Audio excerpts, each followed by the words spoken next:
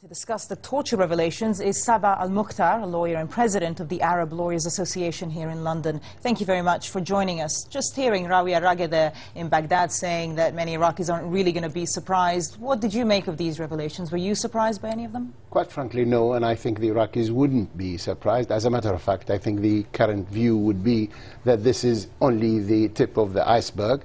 And when the American administration says these are only anecdotal and they don't paint the whole picture, in fact, I'm sorry they don't paint the whole picture, because the whole picture will be much worse than what is being revealed.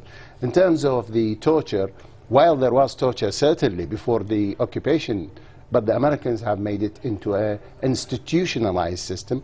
These revelations shows that they were either condoning it, doing it. Abu Ghraib is one simple example. But most of these revelations, it's not about the Americans, it's the Americans turning a blind eye to the Iraqi security forces. So ultimately it comes down to who is going to be accountable. We don't see very many people held to accountability in Iraq these days. Well, we've never seen anybody accountable for anything that has happened in Iraq for a very long time. Certainly after 2003, no American soldier was convicted. The torture, the Abu Ghraib, as if it didn't happen. All the other instances which were there, nothing has happened. But the Americans are the ones to answer for this, because under the Geneva and Vienna Convention, the USA, regardless of whatever everybody is talking about, under the Geneva and Vienna Convention, it is still the occupying force. Under this convention, they are the party who is responsible, because they have the effective control. The Iraqis are the instruments in achieving these objectives. So do you agree with Julian Assange, the editor-in-chief of WikiLeaks, when he says that some of these files could lead to charges of war crimes? Certainly, I think, but I don't envisage anything is going to happen in the near future, because still it's very hot, it's politics. But maybe in the future, people would look at this era and they will be absolutely disgusted that the superpower in the world can actually even now hides behind the national interest and the security of the soldiers and people's lives and what have you, when they were actually keeping figures of the people who were killed, and this is not being released. They were saying they don't know how many numbers, they only know the soldiers, while in fact, so the credibility, the morality of the USA is under question.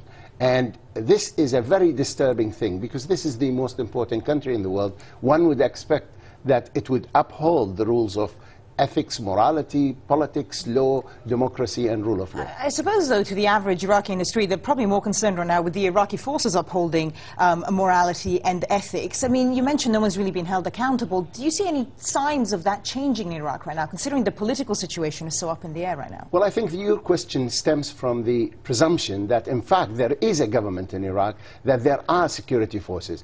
What they have in Iraq at the present moment are militias of a variety of beliefs and political views, and they actually have allegiance to their own either sect or leader or tribe or whatever, rather than to the national entity of Iraq. And this is the difference between the security forces in Iraq at the moment and everywhere else. Therefore, there is no faith in the security, because the security services in Iraq are sectarian, they are various militias, they are all dressed up in the same color clothes, but in fact their allegiance is not to the state, as is normal, one would expect. Sabah Al-Mukhtar, president of the Arab Lawyers Association here in London, thank you very much for joining us.